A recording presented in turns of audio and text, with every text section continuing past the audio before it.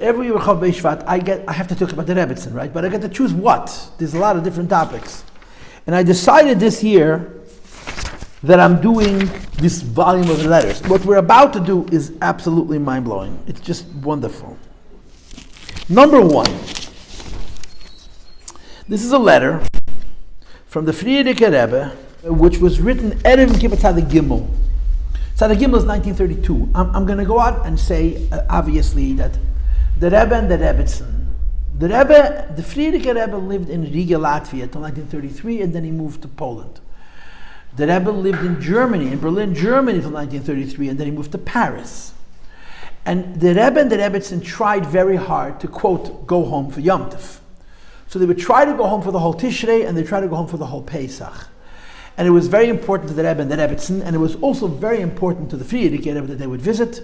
And if you hear stories about people, I had a teacher who remembers that when the Rebbe would visit, the mood would change. The Rebbe came from Paris to Otvatsk, where the yeshiva was, and the Rebbe's presence, it made the Bachram feel different, because first of all, the Rebbe was the Rebbe, and second, the Rebbe was pushed nice to them.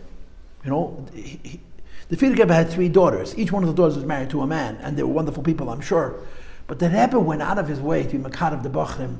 So when the Rebbe came for Yom Tov, they felt special. But apparently he couldn't always make it, for a variety of reasons. 1933, it was 32. You got to figure, it was after Hitler came to power. There was stuff going on in Germany. I don't know exactly what was going on. Bottom line is, it's Erev Yom Kippur, and the Rebbe is not with the Frierdiker Rebbe, probably since the first time since the wedding. They got married Peites, so you have to assume the Tafresh Tzadik Alf, and Tafresh Tzadik Beis, Tafresh Tzadik that was in America, the Rebbe was with the Frierdiker Rebbe, the Frierdiker Rebbe gave him lekach in his hand. Tzadik Gimel, the Rebbe was in Germany, I'm assuming, and the Frierdiker Rebbe was in Latvia, I'm assuming. So he wrote 2 separate letters with the same exact words. The first one reads, Chosni Yekiri Harav Ramam Shiechya, my precious son Harav, and the Rebbe's name. And it says in Yiddish, Ich gebe der Lekach, und der Ebisch der Baruch Hu soll geben dir mit dein Freude Tichya Aziz in glücklichen Jahr in Gashmis V'ruchnis.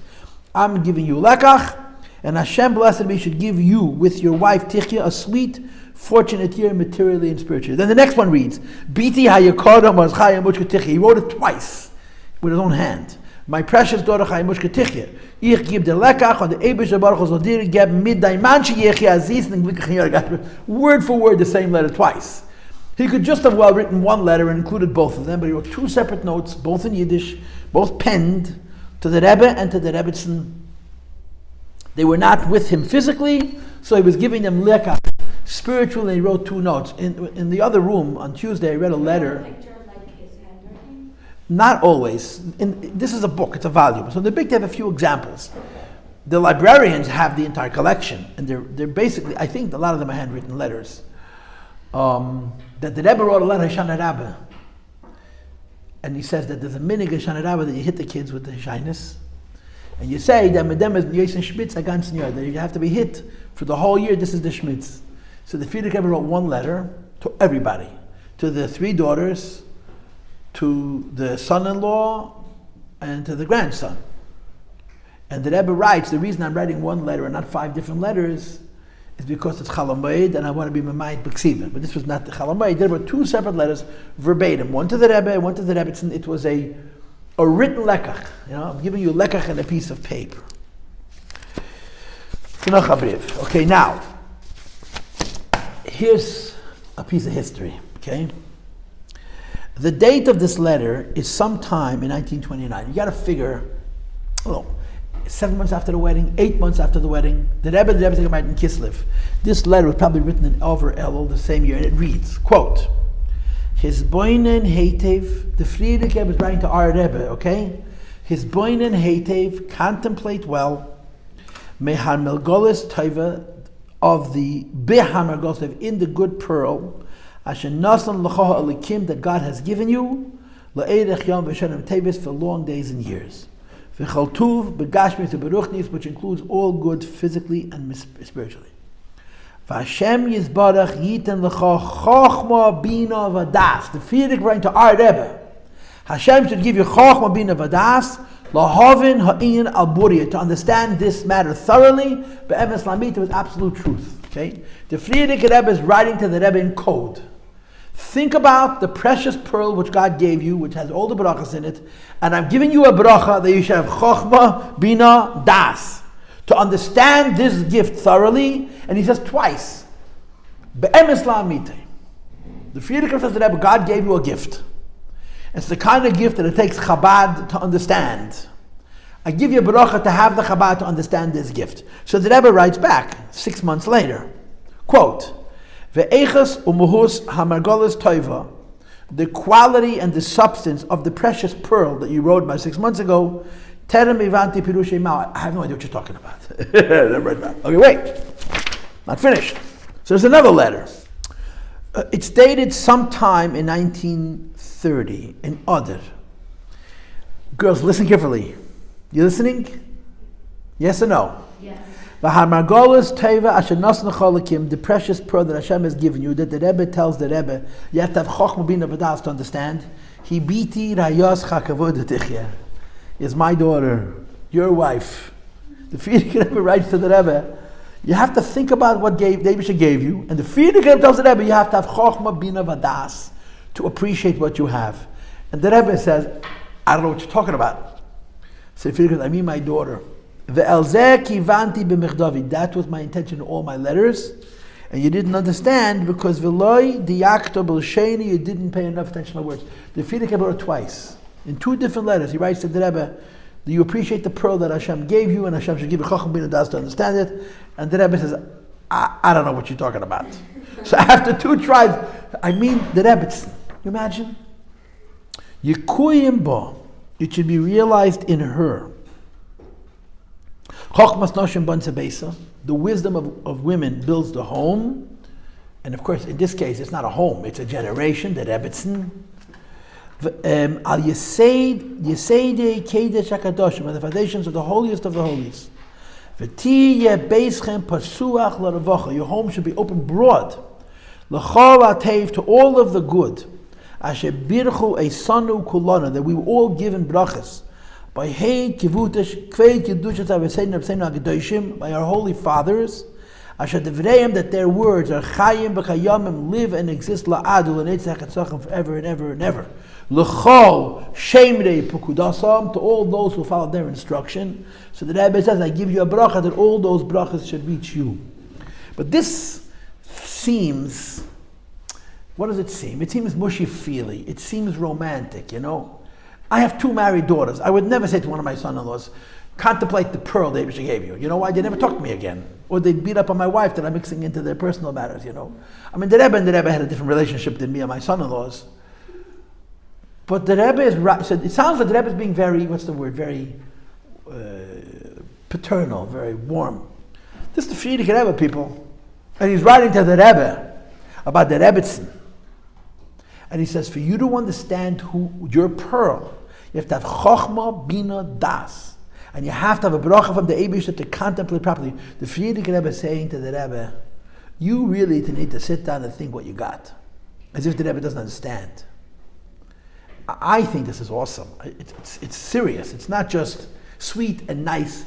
Tati talking about his daughter to her husband to make him like her. This is much, much more than that. That's what this is. I just want to tell you that I went yesterday to Benachamav. My cousins are sitting Shiva.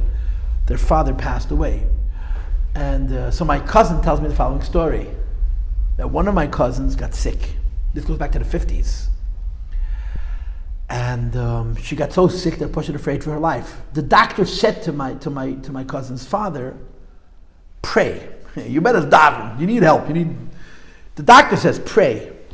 So Yisrael Gordon, the father of this little girl, got very nervous.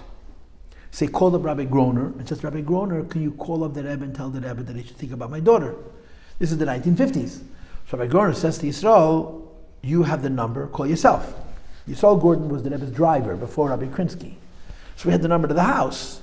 So Label says to Yisrael, you call yourself. You call yourself? He calls the house, the Rebbetzin picks up the phone, and he says to her, my daughter's in the hospital, the doctors are saying that it's not good, that we need to pray. Her name is Zissel, right? Bas Miriam. Fine, the Rebbetzin writes down the name. Anyway, at some point later, he called back. And the Rebbetzin said to him, why didn't you call sooner? In other words, as soon as he had the news that she was feeling better, she called. And my cousin didn't remember if she said, Mir seinen gesessen, sie, ich bin gesessen. The Rebbetzin said, I sat down, I said Tillim for your little girl. And I forgot if she said I did or we did. But as soon as she was better, he should have told us. The Rebbetzin said, I sat down and said Tillim for your little girl. How did you wait a day or two to tell me that she's feeling better? I'm sitting and saying Tillim for her. That's the Rebbetzin for you. But this thing about the pearl is very, very unusual. Now, but there's one other thing. I told you this to you Tuesday. The Rebbe marries the Rebbetzin. And the Frierdiker Rebbe is writing to them like parents to children. The Rebbe and the Rebbetzin, however, are not responding like children to parents. The Rebbe and the Rebbetzin are acting like this is Rebbe, right? That's why I told you that the Frierdiker Rebbe keeps on asking the Rebbe to write long letters. I told you this, right? But long letters detailing everything in his life, what's going on with this, what's going on with this. And not only the Rebbe doesn't write, the Rebbetzin doesn't write. That the Rebbe didn't write, the Rebbe's busy. But the Rebbetzin, her father says to read, tell me, write letters to me every day. She doesn't do it. She doesn't do it. And there has been a das tach, the pshat pashat is, the Rebbe and the Rebbetzin related to Frierdiker Rebbe as a father, but they also related to Frierdiker Rebbe as a Rebbe, and they knew how precious his time was. They weren't going to waste a second of his time. So he's asking them for something as a father, and they're not giving it as chassidim. And it goes back and forth for a while. Okay? So this is Nisan Tafresh Tzaddik, which means over a year after the Chasana. Over a year after the Chasana. The Frierdiker must have written 5 times or even more. Write to me letters. Tell me what's going on. Right? And you know what? I'll read this to you. Tochter Tayere, my precious daughter. Favos schreibst mir nicht. Why don't you write me letters? Ich bin dir geblieben, aber auf deinem alleinigen Brief. I owe you a debt for one of the letters you wrote to me. Was ich hab nicht geantwortet, that I didn't respond. Sei gesund und stark. Be good, be healthy and strong. Avicha oev rabbi gevul, your father loved infinitely. But you owe me letters. Why aren't you writing? And again, I don't know why they didn't write. I don't know. But in this book, you see again and again the Frierdiker Rebbe complains. And at a certain point, he stops. At a certain point, the Frierdiker Rebbe understands that they're not writing to him. And I assume that the Frierdiker Rebbe understood that the reason they weren't writing to him is not because they were lazy, but because they couldn't write to the Frierdiker Rebbe. The Rebbe's talked to them a kinder. And they are taka kinder, but they're also chassidim. And they just can't respond. So here is an unbelievable, I'll get you in 1 minute. This is from the Rebbe to the Frierdiker Rebbe. I want to go through this book. I need time. And to call out just the Rebbe's letters to the Frierdiker Rebbe. It's not a lot. But the Rebbe writes to the Frierdiker Rebbe with so much humility, it's almost painful. Listen to this. Beis Mechtavei Kfei Kudushasei, the 2 letters that the Rebbe sent to me, he's writing to his father-in-law. Miresh Chedesh V'yem Vav, L'Chedesh Ava, from Resh Chedesh, and from the 6th day of the previous month, B'teidik Yibalti, I got the letters and thank you. Kein Higiyuni El Nachan, I also received in the right time. Hamaymer Dach Anechi V'Geimer D'Maymer Anechi. V'Akevitz L'Yem HaYilula, the Beis L'Chedesh there, as well as the Kevitz for business. So the Frierdiker Rebbe sent the Rebbe a bunch of stuff, and the Rebbe writes, Umikerev Libi, and from the depths of my heart, Oide al shilucham li, I'm thanking the Frierdiker Rebbe for sending me the letters and the Maimer and the Kevitz. Now the Rebbe finally is answering the Frierdiker Rebbe. He's been ignoring the Frierdiker Rebbe for a year. The Frierdiker Rebbe keeps on asking, write letters. He doesn't respond. And as I told you, the Frierdiker Rebbe writes in one letter, which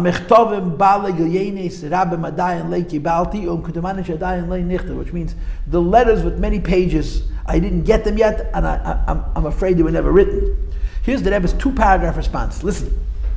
Tam iksivasi.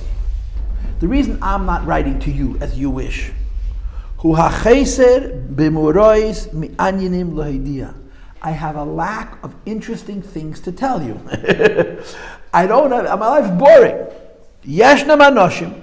There are some people that the center and the intensity of the life nimtza ba'olam ha'iyun is found in the world of iyun, of concentration, ba'olam harayin, and in the world of thought. She'ikert noeseim, that all of the primary direction of their lives, shekol chayim misnaneya, every living thing has a direction, mu'adim l'tzad pnim, is looking inward. Laha'olam shenitan belibam, to the world which is in their own heart, v'loy laha'olam shemisaviv v'mechutza lahem, rather than to the world which is around and outside of them. The Rebbe says, some people, they walk into a room, they see everybody. Another person walks into a room, only sees what he needs. And then the Rebbe says, Acharei ha'akdama, at this introduction, shegam be'enei atzmi le'nechtet alamayla yeseda, even in my own eyes, I don't consider this a positive attribute. But, hine, im mipnei tchunas nafshi, either because of my nature, or because of the environment I'm living in. The Rebbe was living in a modern secular city, Berlin, Germany, where the Rebbe didn't look around much. I'm one of those people who only looks inward. I don't see what's going on around me. And as long as I can remember, my life has always been poor from interesting events. I have a boring life. You know why? Because I don't pay attention to anything. I'm just my own world. So the Rebbe said, you know why I'm not writing to you? Because I have nothing interesting to say. I have nothing interesting to say. Right. And he finishes, that really matter to me. So the Rebbe is explaining to the Frierdiker Rebbe why he isn't responding. He said, I had nothing to tell you. And I think that's how it ends. You wanted to say something, go ahead. Yeah. How is that not like keep it of an aim to, like, if your father asks, like you're calling him, if your father's asking you so many times to, like, just share a little bit?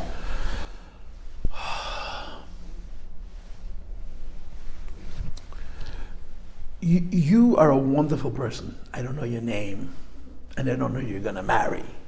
But I'm going to go out on a limb and say, you're not going to be a Rebbetzin, and you're not going to marry a Rebbe. Just wild guess. That could be wrong, but I just have that suspicion, okay? Which means you are never going to be this close to this kind of greatness. When you're this close to the kind of greatness, there's a whole school that doesn't exist that teaches you how to behave. You know what it means to be the daughter of a Rebbe? You have to be a daughter like you're a daughter. You have to love and you have to help and you have to support. But you think before every word comes out of your mouth. You think before every emotion. You're in the presence of, not the holies, the holiest of holies. So you're never going to be in that position. You're never going to be tested that way. You can't understand how that feels. You know, Benjamin Klein told me that I would think a thought and they would answer. Imagine being in the presence of a man who knows everything you're thinking. And whatever you think, he answers you like as if you're talking. Now imagine you had one of those wonderful thoughts that you don't want anybody to know that you have, yeah?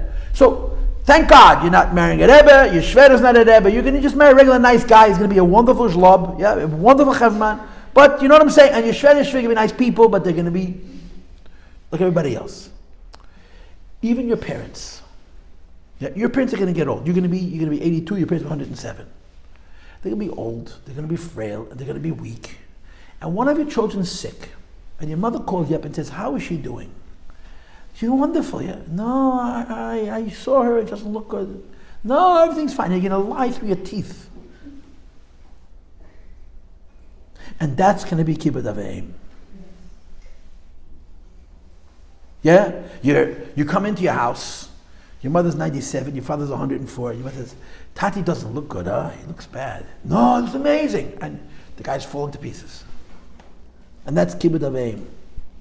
Or your father's going to say to you, no, I forget everybody's name. No, you remember everybody. Oh, you're great. It's a lie. Now, your parents do that for you now, every day. Okay, now I don't know your parents, but as much as they criticize you, they bite their lip 10 times every time they say what they're thinking. On average. Again, I don't know you and I don't know your parents, so I don't want to start politics. Okay? It's called parenting. It's not called lying. When you are the daughter and son-in-law of a Rebbe, first of all, you're made from different stuff. Because a normal person cannot be this close to a Rebbe. It's impossible. It's like living in the Beis HaMikdash. You can't live in the Beis HaMikdash, you'll burn up. You have a whole different set of skills and a whole different dimension of wisdom that simply teaches you, how do you live in a palace? How do you be royal? It's a different life. And there's a lot of things that they do that we don't do. A lot of things that they do that they don't do that we do. Why? It's a different world. It's literally a different world. I guarantee you this, the Rebbe and the Rebbetzin didn't just not respond because it was easier. They thought about it and they probably discussed it. So how do we respond to the Tate who wants me to write about whether the river outside Paris is rising or falling? What are we supposed to do? That we visited some museum? That we went to school and got this and this grade in our mathematics course? That we davened this and this shul and the chol didn't have any meat in it? Or the kishke was not tasty enough? I promise you, they thought about this deliberately, very, very carefully. It's very serious. And they understood that this is the right way to behave. And that's what they did. That's what they did. We shouldn't have this. Don't you understand? This is none of our business. It's intimacy and royalty. It's intimacy and royalty. Should it have been printed? Americans, I explained to you, they felt they had to. This book is so full of such things that if you're going to publish this book, there's no way to take everything out that's going to make people ask questions and I have a book left. Should they have printed it? Like I told you, not my decision, I'm happy to have it. But this happens over and over again. I mean, you haven't seen the worst of it. You haven't seen the worst of it. Okay, I have a letter to read you, which is going to really upset you. There's a letter from a Yid named Elichaim Altois. Elichaim Altois is called Yedid Beis Rebbe. He was very close to the Rebbe. The Friedrich Rebbe calls him Yedid Nafshi, a soul friend. In 1929, the Friedrich Rebbe traveled to America. Okay? When he traveled to America, he took along his other son-in-law, the Rashag. He took along all his secretaries. He even took along his Mechutin, Moshe Horenstein, who would then be the father-in-law, the father of Shengel's husband. They were not married yet. Also went to America to Friedrich Rebbe. But the Friedrich Rebbe had a shul and a community in Riga.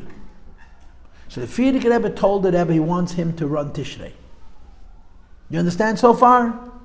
So the Rebbe stayed behind in Riga while the Friedrich Rebbe and the Rashag and a bunch of people went off to America to wherever they did. The Rebbe didn't go for fun. The Rebbe stayed behind. Elichaim Altois was in the house and he wrote a long letter describing the entire Tishrei, beginning with Rosh Hashanah and the Tkiyas and the Fabregin Matzah Yom Tov, and he describes kaporis, for heaven's sakes. He describes how the Rebbe so respectfully brought the kapara to the Shvigit, to the Rebbetzin Medina. He describes how gentle and aware and wise he was in bringing a chicken to the Shvigit. Okay? He describes Yom Kippur, he describes Simchas Torah. The Rebbe acted as a Rebbe for a month. You know how old he was? The Rebbe was 27 and a half. He was 27 and a half. And for that chodesh, he was a Rebbe. He cried till there was a flood of tears by Tkiyas. He danced Simchas Torah till everyone was on the floor. He led. And Elichaim writes a detailed letter, that entire Tishrei, to his children living in Russia. And several times in the letter he writes, it's such a pity that the Rebbe will never see this. Because in front of the Rebbe, he will never ever show who he is. Do you understand? You understand? Elichaim writes, this is a tzaddik, this is a gon, this is a kodsh. And when he stands next to the Friedrich Rebbe, that's like a boy. I told you, there's a letter from the Friedrich Rebbe, what are you learning? And the Rebbe answered, I'm learning Bava Basra, and it's not going so well. Do me a favor, really? It's not going. The Rebbe had a hard time learning Bava Basra. He knew it by heart, backwards and forwards. Gemara, Rashi, Rashbam, Tosfos, you name it. There's a hard time learning Bava Basra. This is the game. When you are subordinate to a Rebbe, you're nothing. You're nothing. You know what the Friedrich Rebbe would say many years later about the Rebbe? I'm embarrassed next to him. The Friedrich Rebbe said about the Rebbe, Ich shem sich von him. The Rebbe didn't want the Frierdiker Rebbe to say that. He didn't want the Frierdiker Rebbe to feel that. So he literally hid from his own shver who he is. You understand? So the Rebbe wasn't going to write, I'm sitting and learning Gemara all night and I'm studying Chassidus and I'm creating Kedusha Teda. The Rebbe was not going to share. The only way the Frierdiker Rebbe would talk to the Rebbe's Gesundsein, would talk to the Frierdiker Rebbe about his personal life, is if he's asking Shalas and Avoida. And you have those in this book too. Very beautiful how the Rebbe writes, I need help spiritually, I need help spiritually. But to share what he's doing, never. In the presence of the Rebbe, everybody's nothing. Especially the Rebbe. So what's he supposed to write? Doesn't leave too many options except the weather. Listen to this. Next. Did the Rebbe notice and ever ask the Rebbe for children? In this book, you don't see that. What you do see, I told you this last time, the Frierdiker Rebbe writes them for brachas for children. I told you this. Yeah. Just for a few years. In every letter for Rosh Hashanah, for Yom Kippur, for Sukkot, all the special letters, the birthday letters, the Yom Kippur letters, he writes a bracha of Zarachah Yom. But by 1932-33, he stops already. In other words, 3-4 years after the wedding, he stops. The Rashag, the Rebbe's father, Rebbe Leivik, writes it constantly. We have the Rebbe's father's letters to the Rebbe till he was arrested in 39. In every letter, in many letters, he writes a bracha for children. The Frierdiker Rebbe stops after a relatively short time. We don't have any letters where the Rebbe asks for children for the Frierdiker Rebbe. I'm sure they asked. I'm positive they asked. But we just don't have those. It may not have been letters. I mean, they were together a lot. They went to the Rebbe a few times a year. They spent weeks, and they were his children. They had access to him. I'm sure they asked for children. I think, I don't know. But you see the Rebbe write, the Frierdiker Rebbe is writing to them, but only for a short time. Next letter. Tochter Tayira, my precious daughter. Listen, if your father would write to you like this, you'd love him forever. And you do, I'm sure. Alles in der Welt hat a Grenitz. Everything in the world has a limit. A gvul v'hefsek, a limit and an end. Eltenens ava pnimis, parents' inner love to their children is built in Mugbalas, has no limits. Der Benkin is Grenitz. My longing to see you has no limits. The Frierdiker Rebbe. He's so mushy. It's mamish. But you have to remember that this is the Frierdiker Rebbe. But that's how he writes. So full of love. The decision was made by Merkez. They felt they had no choice. But like I said, I will not judge people who are in the position to make such decisions. But I'd be a fool and an idiot not to read it. They talked about the Rebbe's journal. Should the Rebbe's journal have been published? This is far more intimate, far more personal. They published it. I think they shouldn't have, but if they had to do it because people were starting to say that when the Rebbe was young, he was modern, which is just nonsense. So they published this book to discredit that idea. And Telushkin's book was commissioned for the same reason. Merkez hired Joe Telushkin to write a book about the Rebbe in the early years. They felt that it was necessary to dispel the stupidity that some academic who had a hatred for the Rebbe going back 50 years wrote a book trying to paint the Rebbe as this modern guy. I mean, his presumption is there's a word for it I'm looking for, is that the Rebbe became a Rebbe because he was a failed engineer, which is like, because he didn't succeed. He was a bad engineer. It's so stupid. It's not worth it. And people read that book. And people say it's academic. When we write a book, who are we? We're blinded. It's academic. So automatically becomes true. The people in Merkez felt that they had to answer, and they did a number of things. And one of them was published as volume, where you see that the Frierdiker Rebbe and the Rebbe were in touch every day.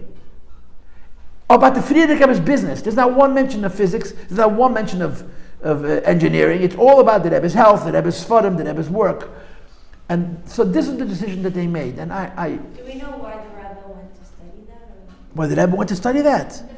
In my opinion, why we don't know. But my opinion is so that a girl or a boy today who's not going to listen to him and go against his judgment and is going to go to college should possibly remain frum. That's why the Rebbe went.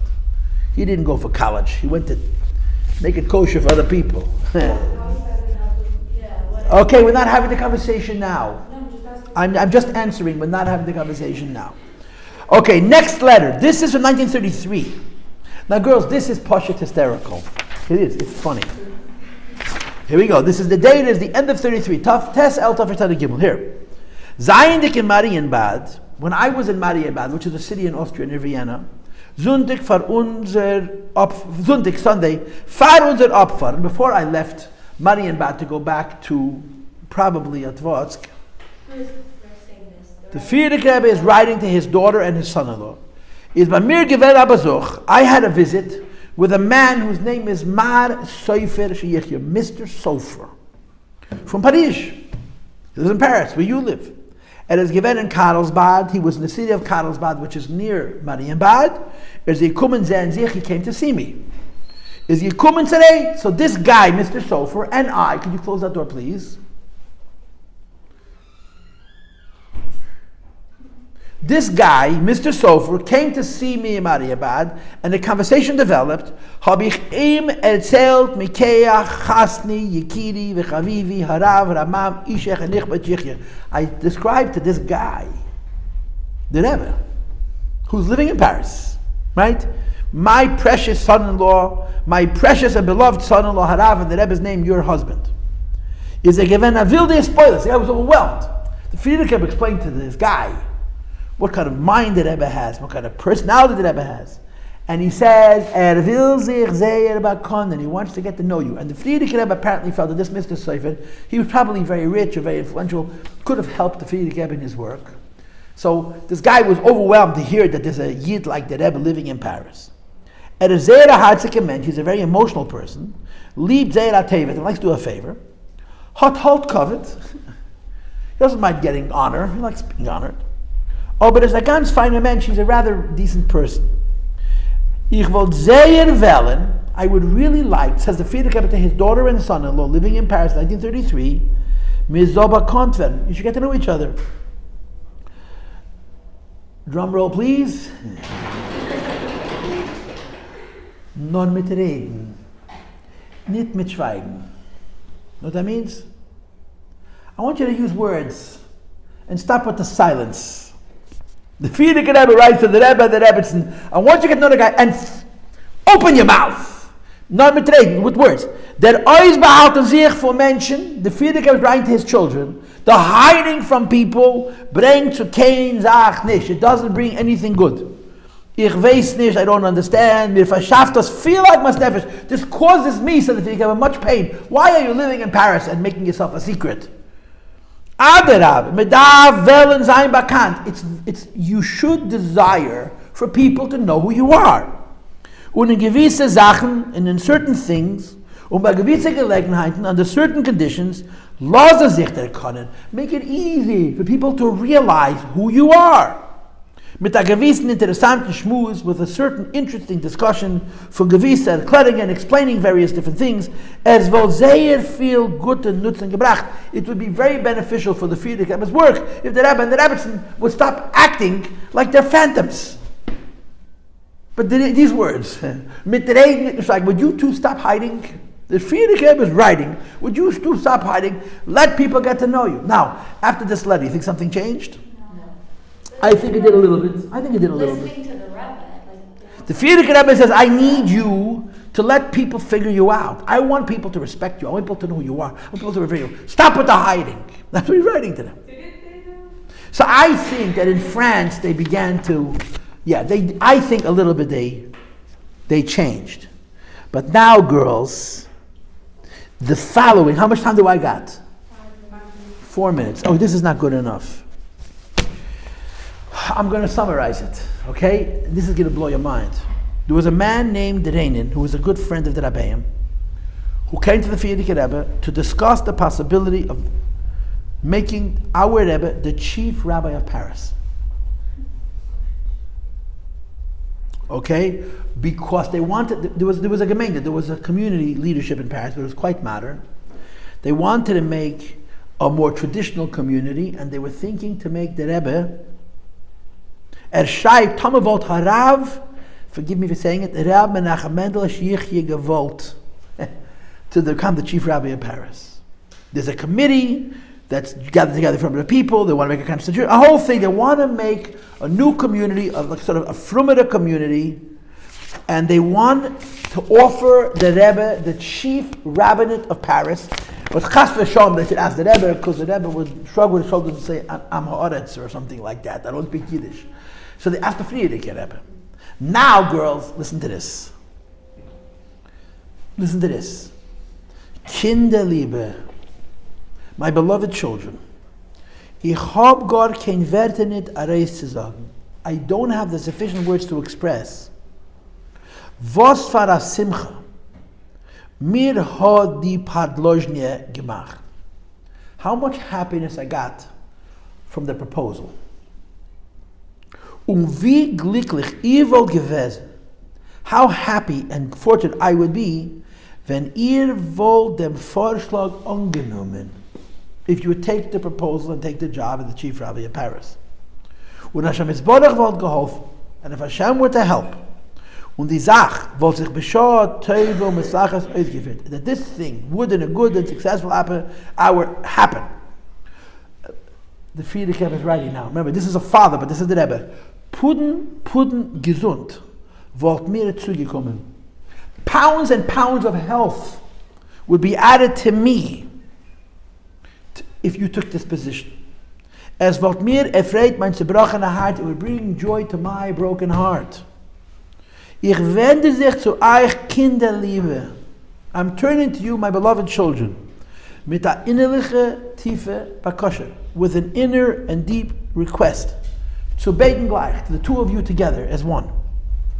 Gut betrachten dem Vorschlag, to properly reconsider the proposal, gut vertiefen sich, and think about it deeply.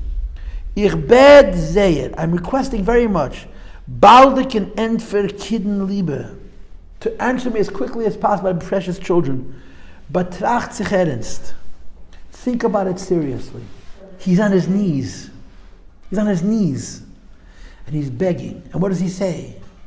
I have a broken heart. You'll make me happy. Tough position. Like, how could the Rebbe not have done it? You see, this is the relationship. The Rebbe never became the chief rabbi of Paris. And my suspicion is, although it's not written in the notes, that initiate fell through. It wasn't, the Rebbe didn't turn this down. But the Frierdiker is Poshet begging him. Mama, she's begging him. I'm brokenhearted. My life's full of tzaddis. You want to give me a little health? A little nachas? Take the job. But he doesn't force him. He says, think about it. This doesn't need to be in print, but gosh, huh?